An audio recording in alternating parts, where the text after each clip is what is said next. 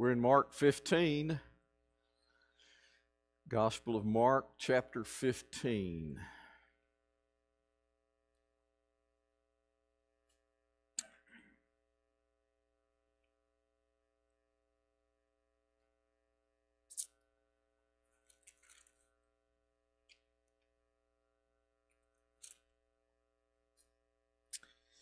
Remember, Mark's purpose is to introduce us to Jesus. That's very simple. It's what he does through the whole gospel. This is who Jesus is. But also connected to that are maybe some things that are kind of on the periphery, which would be included in, well, since Jesus is the king, since he's ushering in the kingdom, and you're going to be his disciples, you're the members of this kingdom, then here's what you're to be like. So a lot of Mark's content shows Jesus trying to show the disciples what discipleship is. What does it mean to be a disciple of Jesus? So kind of purpose A, who is Jesus? Purpose B, what does a disciple look like? And that's what you get when you work your way through Mark, and that's what we've been doing now for quite some time, is working our way through the Gospel of Mark to make sure that we just get an idea of what Mark's message is about who Jesus is.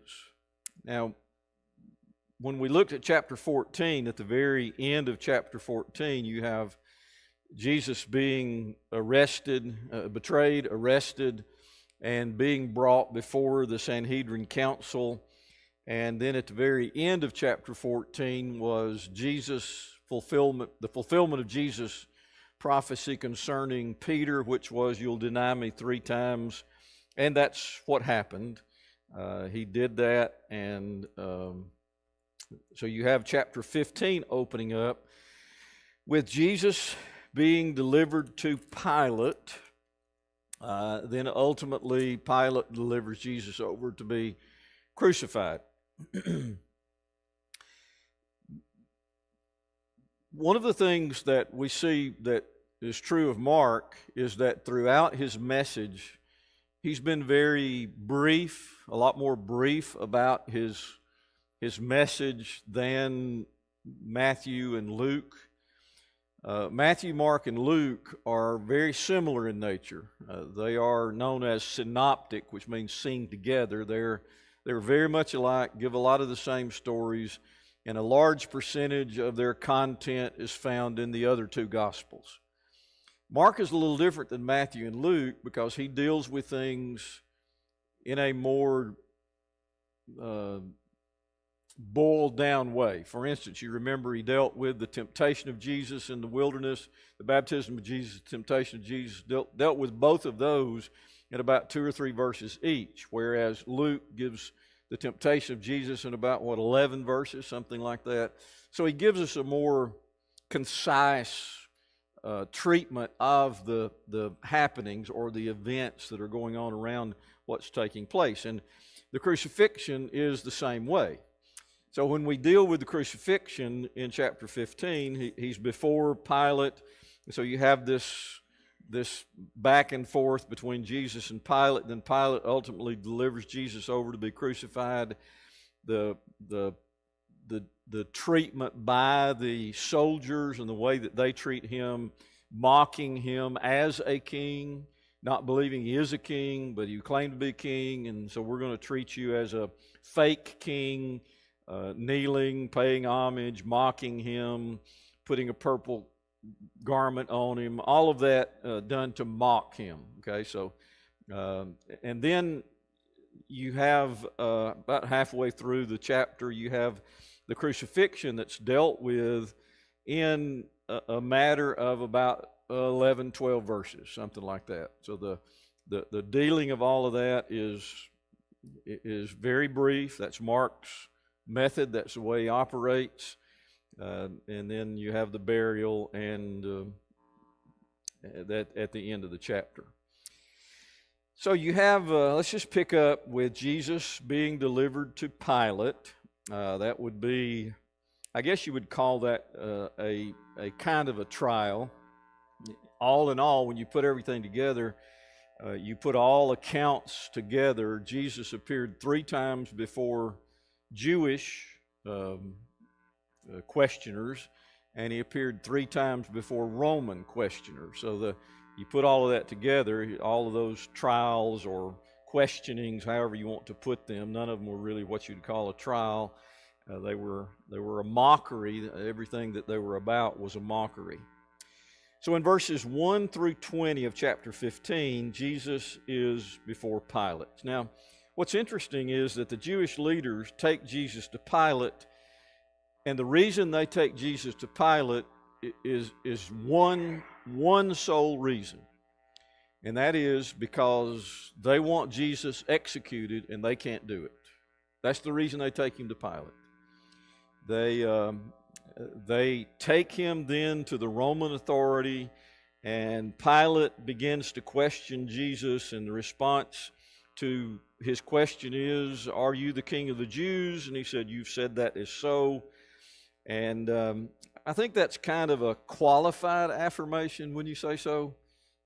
He doesn't give any details. He doesn't say yes, right outright. He doesn't say yes, but still, it's not a complete affirmation of that, but he does say, you've said it so. The problem is when the Jewish leaders bring Jesus to Pilate, they have nothing against him. They have no witnesses. They have no proof. They have nothing that they can bring with Jesus to Pilate to say, okay, here's what we have against him. Here's the reason we brought him to you, and here are the facts behind the case. They're going to say whatever they have to say, do whatever they have to do. They're going to do anything that has to be done in order to make sure that Pilate puts Jesus to death, whatever it takes. They've already determined that. There's no backing down. We've brought Jesus to Pilate. So Jesus is going to die. That's the thing that has to happen. So when they bring him to Pilate, and Pilate goes through this whole process of questioning Jesus, there's really nothing that can stick. Are you the king of the Jews? Well, that's not worthy of death. What if I am? What if I claim to be? That might make him a lunatic from Pilate's viewpoint, but it doesn't make it worth dying for. There's no reason to crucify him because of that. Pilate asked again, have you any answer to make? See how many charges they bring against you. But Jesus made no further answer, so that Pilate was amazed. Now, the next thing that happens is Pilate is trying to get out of this rock and a hard place they've put him in. And in order to try to get out of that, what he does is, as the custom is, to offer up a prisoner to be released at the time of the Passover. Offer it to the Jews. It's kind of a peace offering kind of thing. We're going to let one of your guys out of prison during this time of Passover just so that we can gain some good favor from you. And so he thinks he's got it figured out, because there's this man in prison who is a rebel, who's an insurrectionist, very likely, and he is one that likely they would not say, yeah, we want Barabbas out of prison, unless you gave them the choice, Barabbas or Jesus. So here they've got these two choices. You want me to let Jesus go, or you want me to let this Barabbas go? And so they cry out. It says the chief priest stirred up the crowd, verse 11, and asked them to ask for Barabbas instead. Pilate again said to them, "Then what shall I do with the man you call the king of the Jews?" They cried out again, "Crucify him! crucify him. So Pilate, wishing to satisfy the crowd, released for them Barabbas, and having scourged Jesus, he delivered him to be crucified. Now that's the end of Jesus' interaction with Pilate from Mark's description of what happened. There were questioned him a couple of times. First time he said yes, or no, he didn't say yes. He said, that's what you've said. You said so. It is as you say, or something of that nature. And then he wouldn't answer, and Pilate is amazed, and he doesn't defend himself or anything. So then you have this opportunity for Pilate to kind of get out of this by offering Barabbas and offering Jesus to the Jews. Do you want me to release for you the King of the Jews? He perceived that it was out of envy that the chief priests had delivered him up. So Pilate recognized this political structure that's going on here, that them bringing Jesus was likely political, and that had nothing to do with something that was a death sentence. It was very likely that this kind of thing had been going on now for some time, not just with Jesus, but with anybody else that came up that might be a threat to them or upset their little apple cart. So I think he's probably at wit's end dealing with the Jews, and so now it's I've got to get out of this. We've got to see some way to get out of this condemning Jesus to death, because he's done nothing worthy of death. And so he offers Barabbas, and they say, no, not Barabbas. We want you to, they offer Barabbas or Jesus, thinking they'll take Jesus, but they said, no, we want Barabbas. What I'll do with Jesus? Crucify him. He asked again, and what evil has he done? And they shouted again, crucify him. So he has no choice. He's put himself in this situation now as the Roman representative to follow through, or he's going to be in quite a difficult situation. Now, when you bring all the other accounts, you get some other facts to the case. I'm not going to bring all of those in at this point, but you realize that Mark gives us again this kind of boiled down scenario, this boiled down scene. He doesn't give us all of those details, and none of the Gospels give us all of the details, but he doesn't give us some of the details that the other Gospels do. Now, let me open it up. We really covered very quickly, but there about 15 verses or so. So what thoughts do you have? What ideas?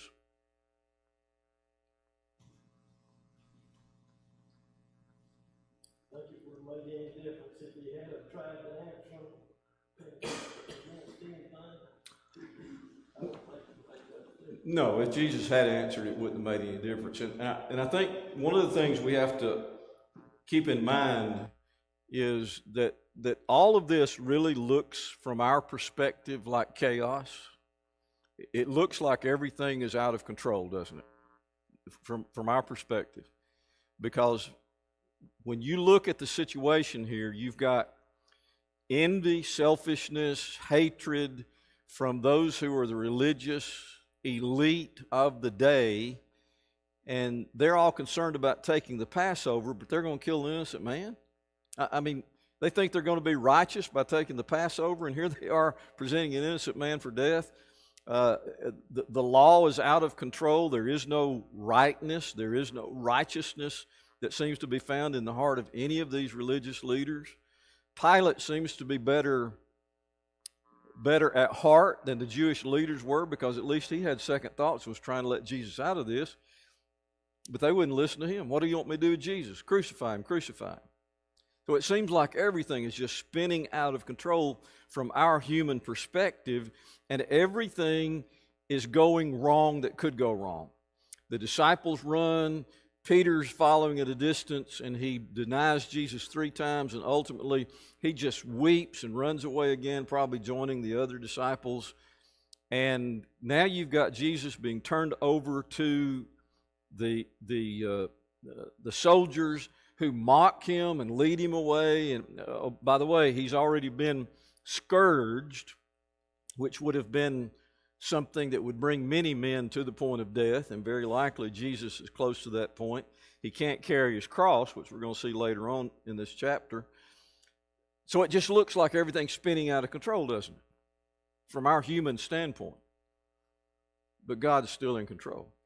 It's happening exactly the way God wants it to. It's happening exactly the way God planned it. It was God's will that these things happen. 2, Isaiah 53:7. Mm-hmm. He was oppressed and he was afflicted, yet he opened not his mouth. Like a lamb is led to slaughter, and like a sheep before its shearers is silent, so he opened not his mouth. Mm-hmm. Okay, yeah, good, Mike. Mike brings up Isaiah 53:7. 2 times in that prophecy, it mentions that he didn't open his mouth. There's no need to. It wouldn't change anything. Things are set, and they're going the way they're going. The Adam prophecy fulfilled. Mm-hmm. Yeah. Okay, I thought it was. I just wanted to make sure I remember it right. Yeah. And it was also fulfilled that outer garment would not be torn, that it would be in one piece. Normally they would rip that up into 3 pieces, or however how many there were, and share it among themselves. But they didn't do that. Any other comments? You said the religious leaders are making the choices out of envy and hate. That's a good lesson for us as well. Anytime we make decisions based on envy, hate, or prejudice, or anything else, we're going to make the wrong decision. Oh, yeah, That's good. what humans do. When you start basing, something upon something you shouldn't be. Yeah, good point. Glenn's point well made, that making a decision anytime based upon envy or hatred or any emotion like that is always going to lead to the wrong decision.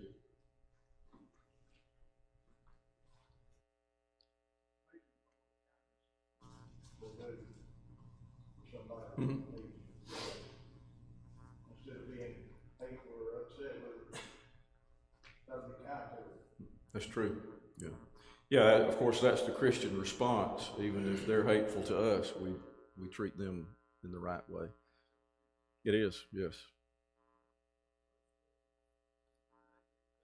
Do anything to get it done, follow suit with a lot of our political leaders now, they're doing whatever they gotta do to get the results they want to do, nothing changes with it.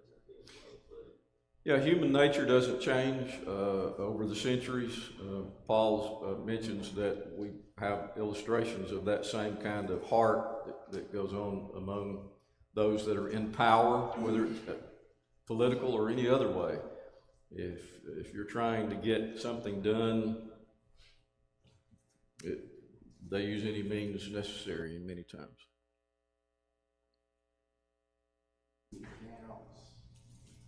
It actually says Pilate, he didn't get to be governor of Judea by being an idiot. Mm-hmm. He was shrewd. He was used to doing this a lot with people.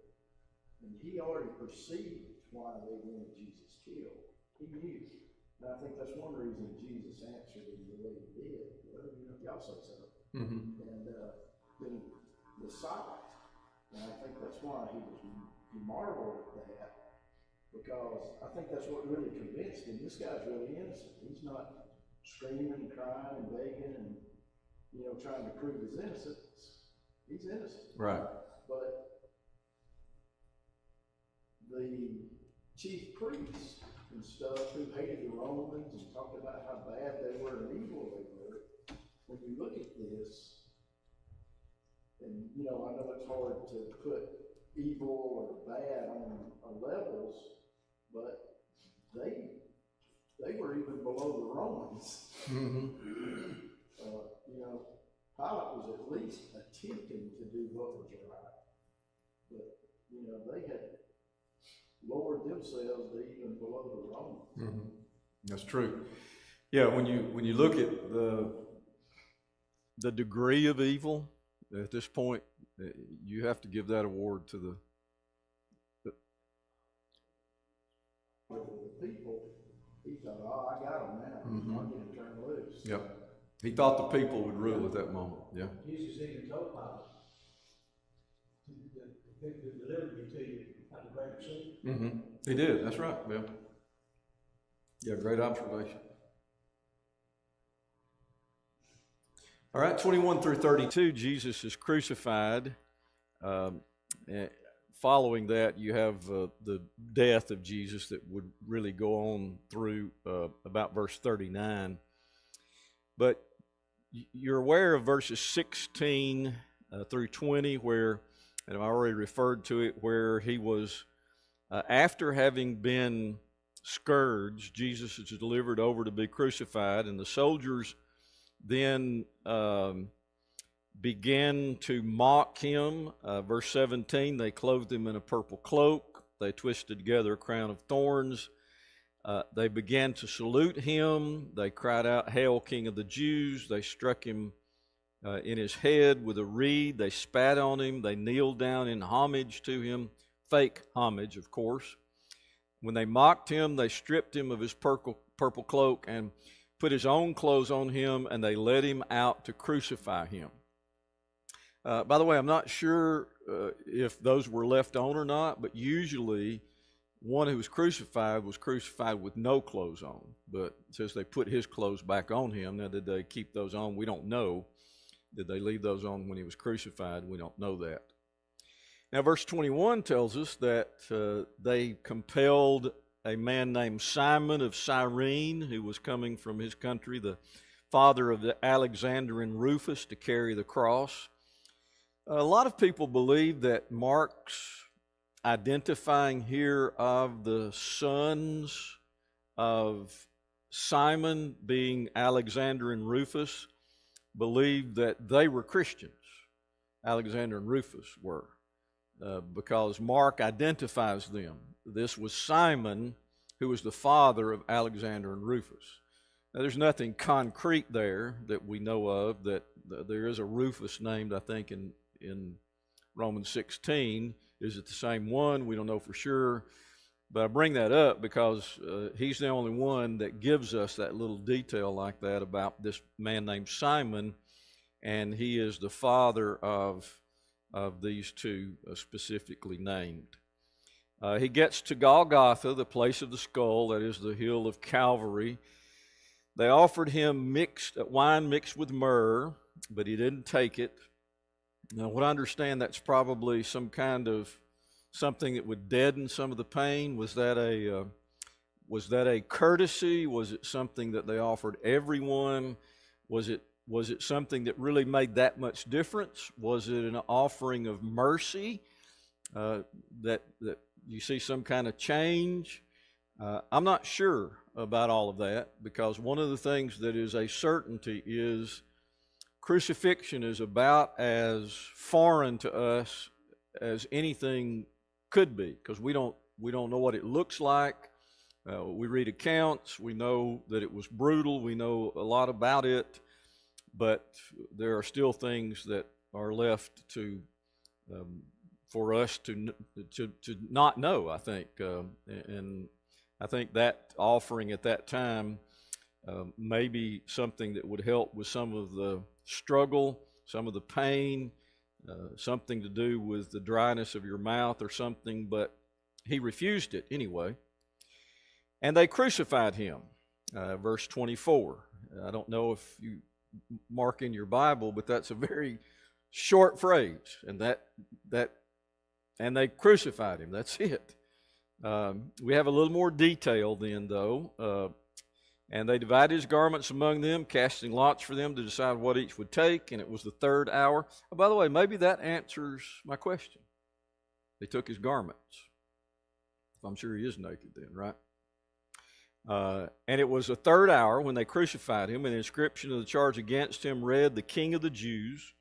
And with him they crucified two robbers, one on the right, one on the left. Those who passed by derided him, wagging their heads and saying, "Ah, you who would destroy the temple and rebuild it in 3 days, save yourself and come down from the cross."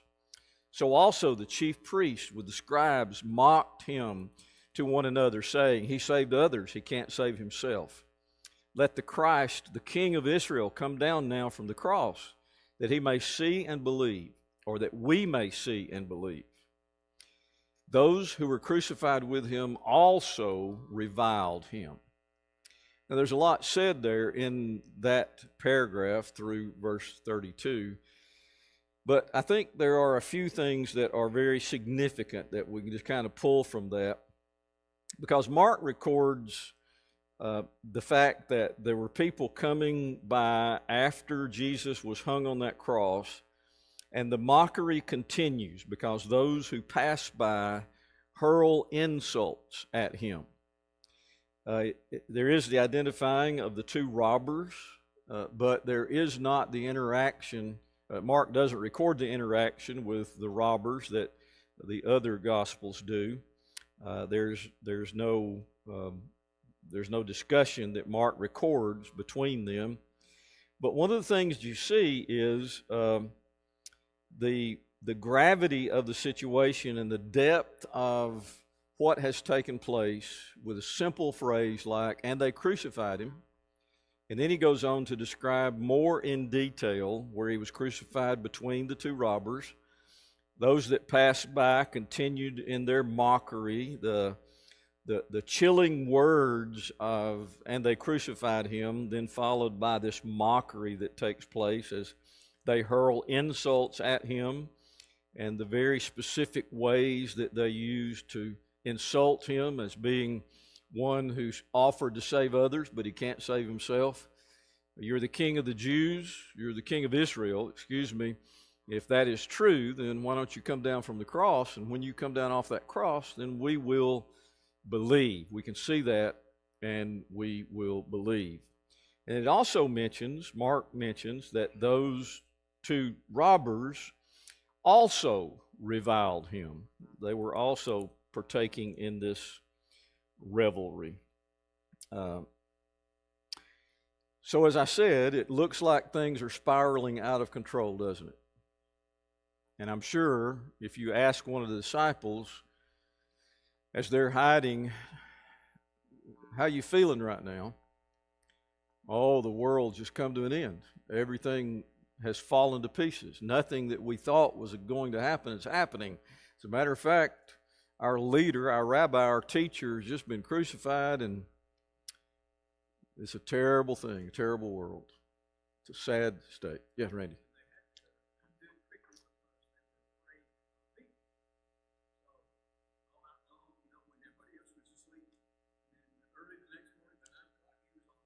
Yes.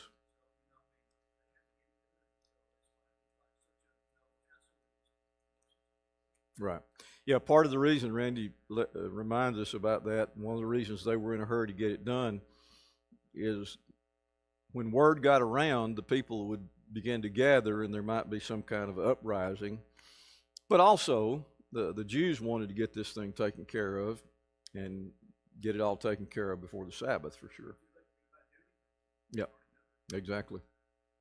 Can't undo it now.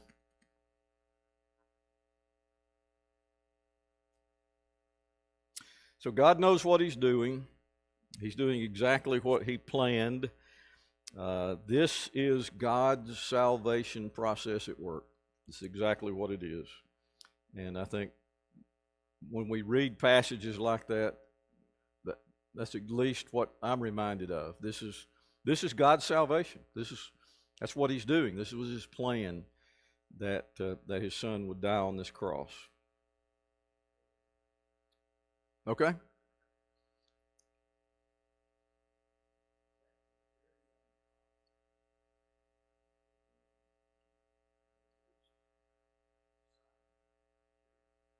Mm-hmm.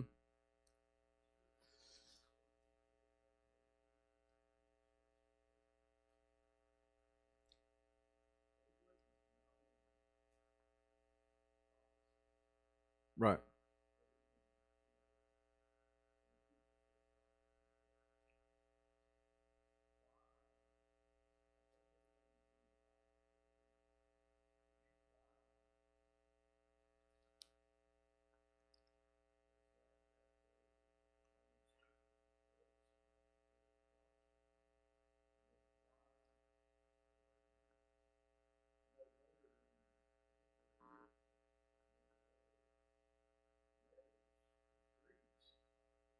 Mm-hmm.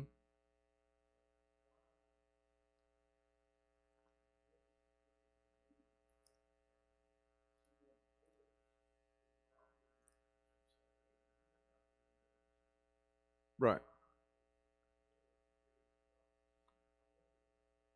Right. I don't have any answer to that. And anytime a prophecy is fulfilled, that's I think that stands alone as being the reason. But why were his children named? My opinion is that I think they were. Yes. Yeah. My personal belief is that Simon's children, named here Alexander and Rufus, are both Christians, and that's why Mark would say that.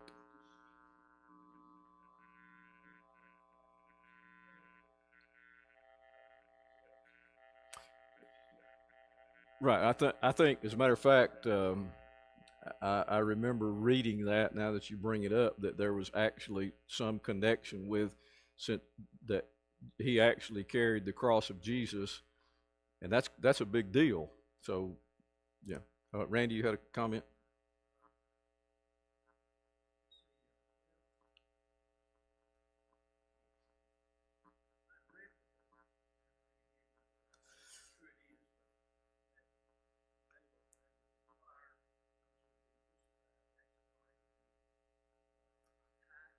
Mm-hmm.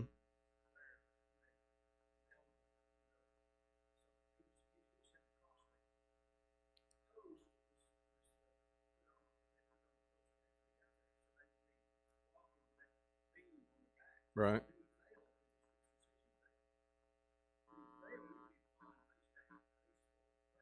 Unable to catch, unable to catch himself. Yes.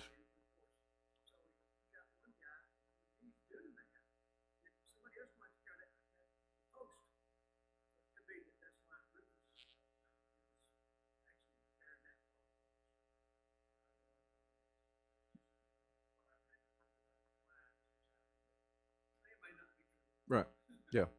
Yeah. The sheer weight of both of those beams would have been too much for a man to carry. Period. So they would have been carrying only the cross beam. And I think after the beating that he took, and with everything he'd been through, with no sleep, and the stress that he'd undergone in the Garden of Gethsemane and other ways, I think he fell under the weight of that beam, and Simon is then called to take that.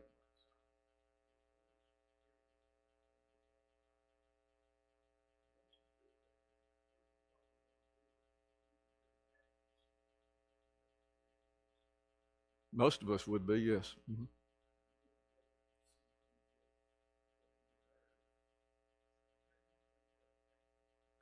I think that's the whole story, because the centurion is going to say, surely this man was the Son of God. If Simon's standing there, Simon surely would come to the same conclusion. That's just my belief, because the text doesn't tell us that. But I go along with you. If I'm Simon, I'm going to hang around.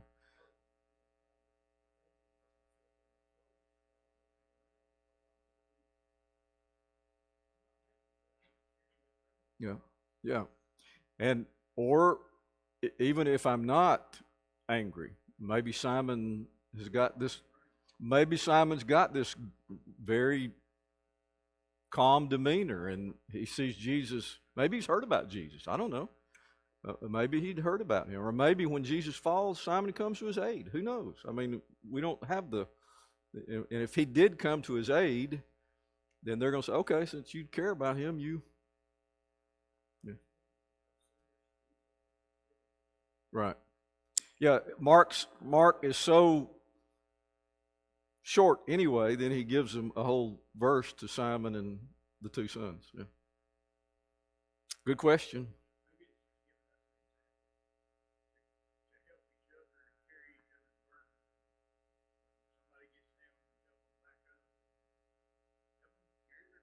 Yeah. Well, I tell you what I read. I don't know that I agree with this, but what I read from one commentator was, this is an illustration that Mark uses that would be parallel to Jesus' teaching about if you're going to be a part of the kingdom, you got to daily carry your cross. Now, is Mark using that as an illustration to say, if you're going to be a part of the kingdom, you're going to be like Simon and carry this cross? Did Paul use that as a sermon illustration? I don't know.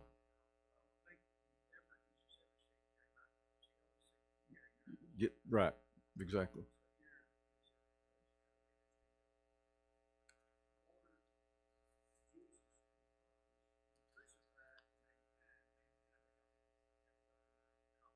It's ironic, isn't it? Yeah. Yeah, I agree with you, Rand. I didn't agree with that.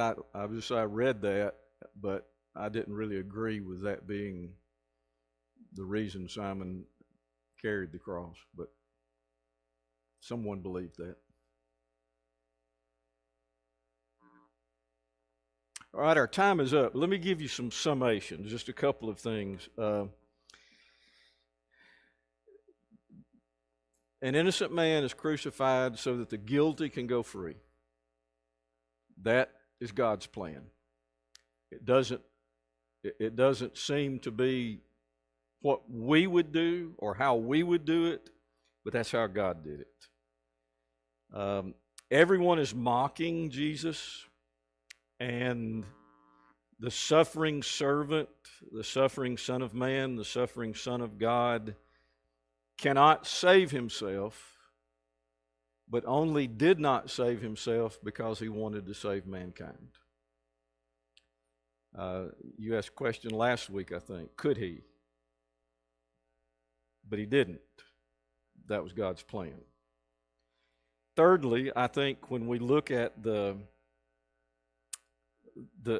completion of the task that God gave Jesus to come and accomplish, even in the very shortened words of Mark, one of the things that we grasp very graphically is the horror of crucifixion.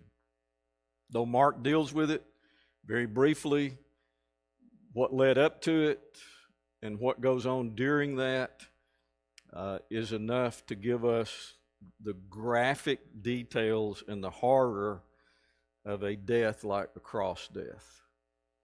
And in Philippians 2, Paul would say Jesus gave it all up so that he could die a cross kind of death. He knew what he was going to do.